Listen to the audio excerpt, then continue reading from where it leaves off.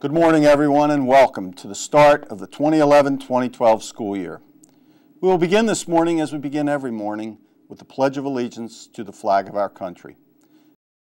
I pledge allegiance to the flag of the United States of America and to the republic for which it stands, one nation, under God, indivisible, with liberty and justice for all. Thank you. You may be seated. Last Thursday, our sophomores began their high school days, and today we welcome back our juniors and seniors.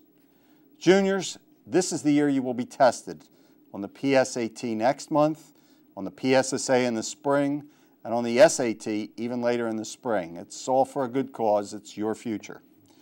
For the PSAT testing on October 12th, juniors will need to register for the test between this Thursday, September 8th, and next Wednesday, September the 14th. The cost for the juniors will be $14, and sign-ups will be held each morning beginning at 7:05 a.m. outside Home Office K31. The sign-up schedule is showing on your TV screen as you see it. Seniors, we received your PSSA results from the tests you took last March and April. And on behalf of our entire faculty and staff, I want to congratulate you on achieving the highest performance levels of any North Penn High School class ever in reading, math, writing, and science. This is a fantastic accomplishment, and you should be extremely proud of it. So what else is new this year? First of all, the cafeteria courtyard has been renovated. We thank the classes over the last 10 years who provided the funding for their vision of a student-friendly courtyard. Let's show our appreciation for their work by keeping it in the condition you find it today. In order to expand your enjoyment of that courtyard, we will begin permitting student use of electronics. I'm talking about cell phones, iPods, etc., in that area. In fact, we've updated our position on cell phones and other electronics as follows. We've established cell phone use zones, which include the hallways during passing times, the cafeteria during all lunches, the cafeteria courtyard, study halls, and classrooms during ninth period, provided the use of those phones and electronic devices is not distracting to the teacher or those who want to study.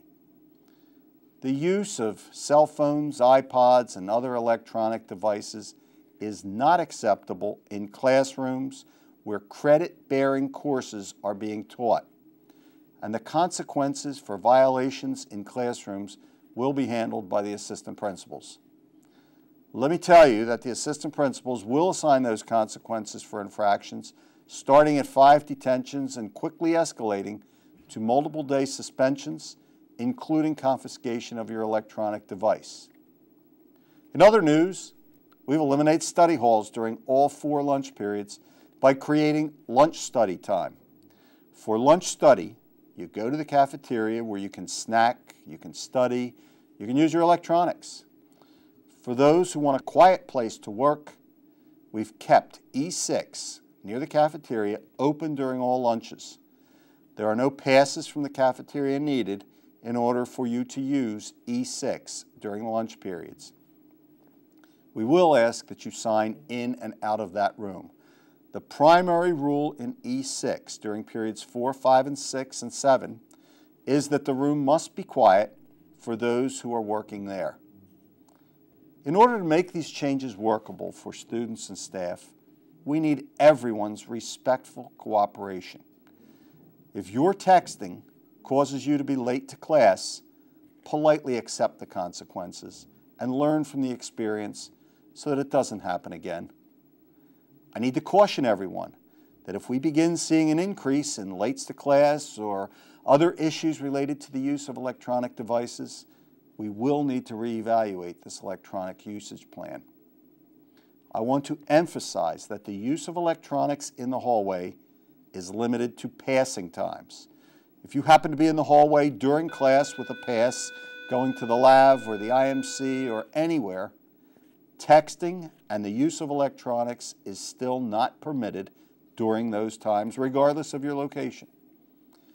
It's not my intent to cover every detail of this topic today, I'm going to refer you to page 20 of the Student Parent Handbook for additional information, and we'll cover this in greater depth at our planned Discipline Code review assemblies in the coming days. We believe that these are changes that will contribute to making your 2011-2012 school year a great one. If you agree, let's work together to support and encourage everyone's compliance. Thank you and have a great year.